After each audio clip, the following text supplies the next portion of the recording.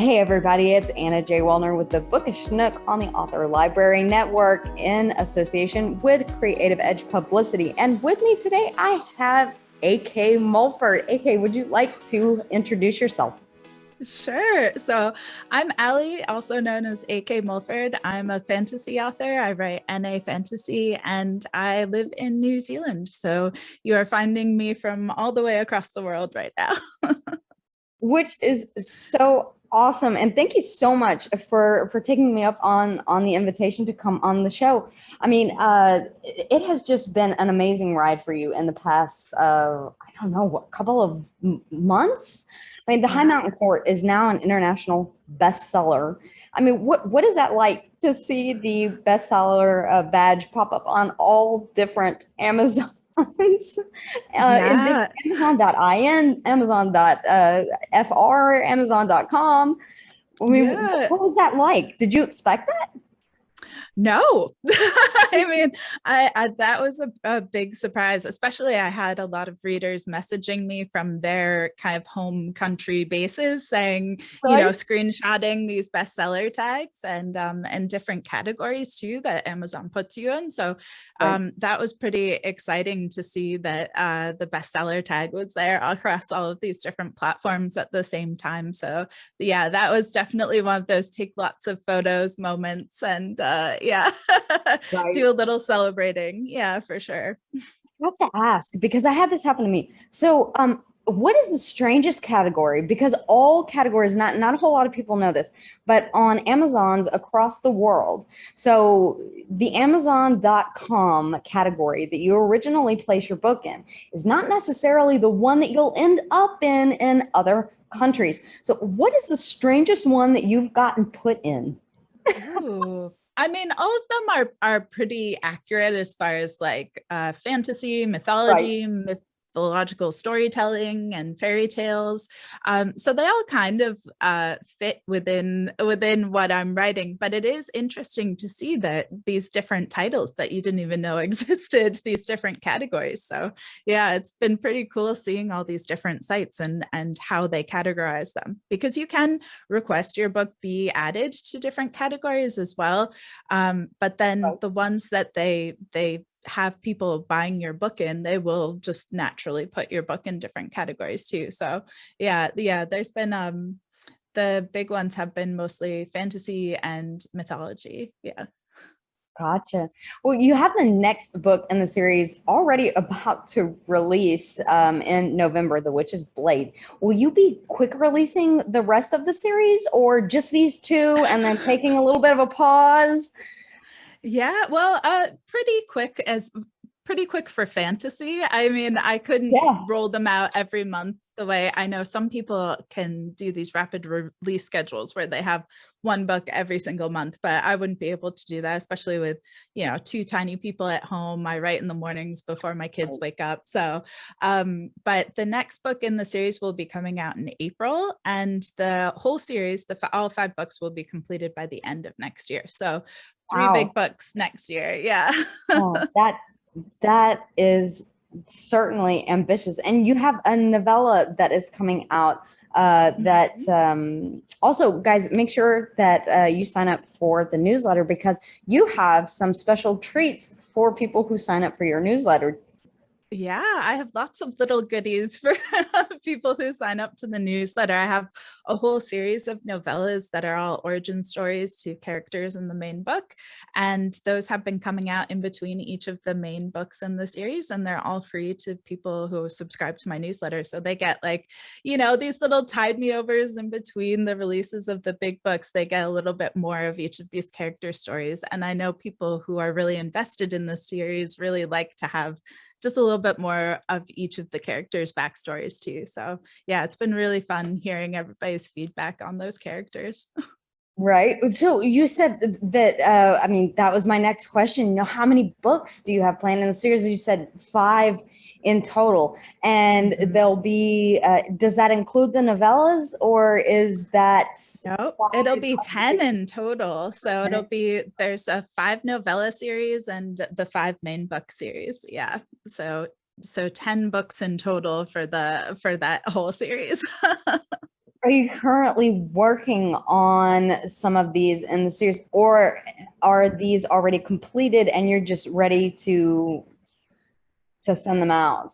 Yeah, And I somewhere in always am. between. Yeah, I'm Yeah. always writing one and I'm always editing one. So I'm Right. kind of like in a 4 month ahead place with each all the time. So right now I'm writing book 3, which is coming out in April. So that will, by the end of the year, be fully written and starting to go out to the first round of betas and things like that. So I'm always trying to Gotcha. work like have at least the next book finished in its first draft before the book before it releases, so that Yep. I have a little bit of buffer time to do all the edits and stuff. Yeah. Yeah, because that is the most fun, as we all know, as authors, is editing time. That is Mhm. not stressful at all. And I say that with a modicum of facetiousness. No, more like a pound of it. Yeah, especially with high fantasy, I can just imagine that do you keep a lot of notes? I mean, I have to imagine that you've got, tomes of notebooks uh, Yep. to to keep everything kind of in place and in line. Yeah, When, I have maps, I have world Bibles, I have all of the characters' names, full names, the what the coat of arms looks like, all of those things, because you might mention it once in one book and then not reference it again for 3 books, and you'll right? totally forget, in between, and make something else up. So it's good to kind of have those notes to keep the characters consistent and things like that. Yeah. Right, because you don't want to have to go back and read the first book or the second book To find it. or try and find it in there. Yeah, exactly. No, I completely understand. So with how, I mean, well, we just covered that. I mean, so you are absolutely, without a doubt, a plotter. Yeah, As far as plotting versus pantsing goes. I'm probably like a what do they call them? The plantsers Answer. That's, or yep. somewhere in between, where I already have the whole series outlined as far as what I want to happen in the whole series, and Yep. each book, beginning, middle, and end, like the basic of like who the antagonist is, what the character is going to be going through, and then how they get there is a bit more of the discovery writing side, as far as once you get into it, okay, you start to realize, right, in order for this character to get here, they need to have this set up and these things need to happen. And then once I get into it more, then all of the kind of story comes together a little bit more. But I have the rough plot. I know what's going to happen. I just need to kind of create the world to make it Like happen. And you have the skeleton and then you have to put the flesh and the hair and yeah, exactly. exactly, totally. That's a good So, way of but describing it. that's a lot. That's so much fun to have that free flowing organic creativity that planting, I think, offers an author to be able to have that fluidity that just flows out whenever you're writing, and things can change in the moment. It really does come across on the page because whenever you surprise yourself as an author, you're also surprising your readers. Definitely. And it's a great feeling too when you think of something that just pulls everything together and really kind of solidifies the plot as well, just like, oh, yes, this is what we need to do in order for all of this to make sense. And those are always those, I think a lot of authors feel like those are the aha moments that The just really are yep. the, yeah. Absolutely. So I have to ask. So living in New Zealand, a lot of people know that the Lord of the Rings was filmed there in New Zealand. Mhm. So it's kind of the land of fantasy. Yeah. Did you always grow up loving the fantasy genre, wanting to write in the fantasy genre, or is this just been kind of something that came to you that recently that you just couldn't get out of your mind? No, I've always loved fantasy. I've always written stories, even as a little kid, set in other worlds and in fantastical realms, and, loved Tolkien growing up. And so to live here now in New Zealand is quite wild. And, my partner works at Weta, and so like works on the Hobbit movies and all of the kind of fantasy sort of stuff. So we're really connected to that whole world. And yeah, it's pretty wild to think of me as a teenager loving, the Lord of the Rings movies and now living here. Now you right. Yeah. So where are you from originally? I'm from the US, originally from Connecticut, Okay. and I haven't lived there in a really long time. I've lived in the UK and South Africa and Guatemala before I lived here because I used to be a wildlife rehabilitator. So Cool. living in a lot of quite rural places, raising primates and releasing them back into the wild. So yeah, it's quite a left turn into fantasy author from that. Wow, that is so cool. I never would have guessed. Um, It's quite random. yeah, I mean, yeah, to think, well, I mean, I came from big oil and gas and then Yeah. and then started writing fantasy. So I mean, I should be writing like office romances or something. But I know uh people ask me, are there a lot of animals in your book? Because I'm yeah, such an animal nerd. And there's a few, but not really. Like it would be hard to just have like a troop of monkeys show up in, in a high fantasy. while anything is possible in fantasy, there are limitations. What is it like to build the world for you? Can you kind of give us an inside scoop into what went into that? What kind of research went into that? Well, as we just talked about, I've lived in a lot of different countries. And so having that to pull from, a lot of different cultures, a lot of different languages, I try and have a lot of diversity in my stories and a lot of different sort of cultures within. So it's not just kind of set in medieval Europe or just one sort of kind of style of fantasy, but lots of different cultures pulled in there. And I think that when people read my books, they can feel those kind of flavors pulled from a lot of the places that I've lived. Yeah. Wanted to talk about that. You explore diversity in a number of different ways, not only within the LGBTQIA plus community, but also in having the next novella that will be releasing. It highlights plus size women as the heroine of the story, as the main Yeah. protagonist. I think that's so amazing to see that representation that doesn't oft happen in fantasy. So you saw a need and you Definitely. went there. What other Absolutely. what other things have you made sure to help diversify in the series?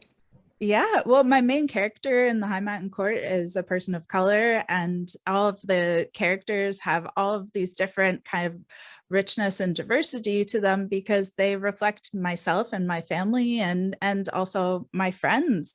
And I remember, reading these books as a kid and loving the world of fantasy, but not really being able to see myself in it. And I remember having this moment where my friends and I were sat around a table talking about how much we loved fantasy, but none of us could really put ourselves in the shoes of any of these characters. And I knew if I were ever going to be telling these stories and publishing them, I'd want to make all of us the main characters and put us in the driver's seat and not have to have someone have to imagine someone completely different than themselves in order to be this amazing hero in this fantasy adventure. And so that was really important to me, was to create stories where more people were welcomed into my world and got to kind of explore the realm of fantasy who might not have been able to see themselves in fantasy before. Right, and you've experienced diversity, in living so many different cultures and regions, and different types of religious aspects, and I mean Mhm. food, culture, Yeah. everything. So to see that need and not to see it represented and say, I need to write that. They say Yeah. that if you can't find the book that you want to read, you need to write it, and you did. Yeah, definitely. And the anthology that's coming out in March, the Curves and Magic, that was a whole bunch of different fantasy authors who got together and said, That was we're awesome. all plus size and we want to see ourselves in these stories. And we know a lot of people who don't get to see any other than one type of body type in the world of fantasy. And so having lots of different body types in my stories and lots of different like diversity in sizes was really important to me. But then to get to put this all together with all of these different amazing authors and get to have each of the stories kind of feature a plus size protagonist who's just like this amazing badass warrior person is just really fun. And I've really enjoyed kind of being a part of that and getting to see have more people be able to see themselves as the heroes of the stories and not just like the side characters or like the funny best friends. Right. Right. As you know, that's kind of what do they call it? The token character that's Mm-hmm. thrown in for the sake of being, diverse. Yes. But this the Curves and Magic, is it an entire does it is it an entire story, or is it a collection of independent stories within one tome? Yeah, it's a collection of stories. So it's a collection of different novellas. So you actually really get to kind of jump into lots of different worlds. My Um, novella is centered around a character who has the ability to steal other people's magic, and she jumps from realm to realm stealing magic until she bumps into someone who she stole her magic from before, and yeah, adventure ensues. that sounds awesome. So, the, I want to know, as an author, what is it that you really hope that readers take away from your books? What is it that you want them to come away with? What feeling is it that you want them to come away with? There's quite a wide range of feelings that I think people have when they read these stories. But for me, my favorite kinds of stories have a lot of heart and emotion, as well as adventure and excitement. And so having that mix of both of those, I think is really something that excites me and I like to write. But, I feel like I like writing stories that are in these fantastical worlds that seem like very unrelatable and creating really relatable characters in them, characters where people go like, this is me, I've been through this same experience, or I've felt this way about myself or about someone else. And so writing stories where people can kind of relate to these characters and see themselves through them, and maybe retelling their own stories in ways that they didn't get to the first go around. And so I think that for a lot of people there's some level of catharsis as well as just the fun of reading a fantasy book. Escaping for a little while, to a Yeah. place where is not here. Because Yeah. right now, yeah. Yeah. Um, but living in New Zealand, I know there had to be some snags, and I've seen a couple of videos where you talk about wanting to. So, what snags did you hit along the way in self-publishing? I've priced sending signed copies to other countries, and it is Mhm. not cheap. So you came up with a really inventive solution to that, Yeah, so I started doing signed book plates, which is something that a lot of authors do when they can't attend events, even in right? person in the States as well. So sometimes, like if they have leftover signed copies or not enough, they'll sign book plates, which are basically like stickers that people can put in the book that are signed. And so those can be sent for, the cost of a letter and go a lot faster to wherever they need to go. So for me, that was a workaround sending the books because they don't print the books in New Zealand either. So if I needed to order the books to sign, it would take several months for them to just get to me. And then I would sign them and then have to send them back out into the Oh world. wow! And I realized, it'd be 6 months before people are getting these books and it would cost hundreds of dollars in shipping. And, I wanted to make it as accessible to people who wanted it as possible. So I made these book plates and a couple little bookmarks and stickers. And it's just, a nice little letter for people who want that little bit extra. Yeah. And they can find that on your website, is that right? Yeah, they can find it on my Okay. website and all of my link trees. Yeah, so I do that through my Buy Me a Coffee account extras. So Okay, that's guys, just my keep that in little mind. extra. In the description below, you will find AK's website and the Amazon. I have the Amazon.com link in there as well to your Oh, author awesome. page so that they can see everything. But if you're wanting the signed book plate, you can find that and the links to it on her website. Yeah, So I'm just making a new one now for the Witch's Blade. So there'll be new bookmarks, new stickers, new color coding that kind of fits with the Witch's Blade theme. So that'll be fun. awesome. What is the what is your favorite part about the whole creative process? Is it the writing? Is it the some people are different and they enjoy the editing process? Or is it the designing part or is it just watching the whole thing come together? I think, yeah, that's tough. I think my first favorite part is that spark of excitement when you're creating a story and it starts to come together. I think that's something I've always done and will always do, regardless of if I'm publishing or not, is I just have always told stories and I want to keep telling them. So I love writing and creating the stories. And then probably my second favorite would be people's reactions to it. When you get beta readers and ARC readers who are Right. messaging you in the middle of the night because they've stayed up all night reading the book and need to know what happens next, that I really love that. And when I've had people email me or message me saying this really helped me through a hard time, or I used a quote in your book and with my daughter, or like this helped me in this way, like that really means a lot to me too. Yeah.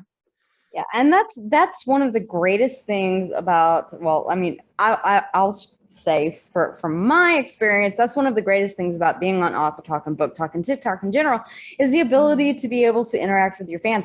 What would you say is the best part about being on Book Talk and Author Talk, the community itself? Definitely. I mean, it's definitely the people. Like you just meet the most amazing people. And it's this really uplifting and kind community. I mean, like occasionally with all social media, you'll have moments, but for the most part, everybody is just really lovely. And there's this kind of real authentic, organic spirit of people wanting to connect with storytellers and wanting to hear stories. And I think that is like really lovely. I don't think you get that so much in the traditional realm because you can't connect with what people want to read as much, and you can't create stories specifically for them. And so being able to have that really like direct connection with people and being able to just kind of love stories together, I think is my favorite part of being on TikTok for sure. Yeah. Yeah, having that, it's almost like the walls are down. Like there's a sense of connection that you Mhm. have with authors that you don't have on a lot of other social media websites, social media Definitely. forums. And I Yeah. think that's why Book Talk and TikTok have done so well is because, and authors are really engaging. I know that you do, and I know that I do, and I know that there are other authors, who actively engage with their readers and are just Mhm. so, you know, ready to do that. And I think that's Yeah. awesome. Yeah, So, definitely. And even the other authors connecting with other people in the writing community. And it's right. just such a generous space of sharing. Like, I think, most authors realize that being competitive doesn't really help anyone, and that actually sharing our experiences lifts everybody up. And actually, the people that you engage with the most, so your books end up in their also bots, and like everybody's kind of promoting each other and everybody's kind of helping create more readers for everyone. And so I've always, whenever somebody's asked me what I've done or how I do something, I'm always telling them like, this is what I did, or this is the book I read, or go check out this thing, because, you know, people have done that for me. And so being able to kind of share with each other and like help each other out, it has been really awesome too, just like building those author relationships. Yeah. And it's really, I love when, you know, an you know, I dislike whenever people say I'm an aspiring writer, and I'm like, no, are you actively writing something right now? You're a writer. You're a writer. You're doing it. And, you know, I love it whenever they come in and they're like, can I ask you a question? And I'm like, absolutely. Yeah. Ask, you know, and if I have the answer for them, then I'm more than happy to share that knowledge that I had to learn the hard way. Hopefully somebody else doesn't. Yeah, totally. Yeah, that's why I made this like little resources page on my website too, of just like a list of all of the different like books and courses I've done, because I just wanted something to be like, oh, here are some of the reference materials I've used that I've found really helpful, and have a place for people to go find those so they don't have to kind of scour the internet to find them themselves. Right. No, because whenever I first started, it was scary, you know. I mean, I didn't know, you know, everything that I do now. Like I said, you know, we make mistakes along the way, and we learn the hard way what not to do and what to do, and, you know, workarounds like you had to with getting signed, you know, getting signed copies or signed editions out there, making that happen. You know, we learn as we go. So to be able to give back and kind of share that to other authors out there who have questions, I think is fantastic. So thank you for doing that. I'm going to have to check that out. I'm going to check out your resources page and see if there's something that I haven't figured out yet. It's not super fancy. It's the best I could do with my IT skills, my very limited skills, but I wanted to create some sort of list for people to see the things that I've used and the different things I've nerded out about over the years in the world of self-publishing. Well, it has been an absolute pleasure and joy to have you on to talk with us tonight. Everybody, you're missing out. Go check out this book. Check out the description, the links in the description below for the signed book plates and for the Amazon.com link. And you can find it wide. Is that right? I mean, it's everywhere. The paperbacks and hardcovers are on all the major online distributors and in a few bookstores in different countries. And the ebooks are in Kindle Unlimited. Yeah. Oh, okay. All right. Yeah. So ebook on Kindle, and then everywhere else that you can buy a physical book, you can find The High Mountain Court, and coming soon, The Witch's Blade. Yes. Thank you so much for having me on the show. Yes, thank you. For everybody else, stay safe, stay healthy. If you haven't already, please subscribe to the channel, and make sure that you keep up with some new and awesome content that is coming your way. Bye, guys.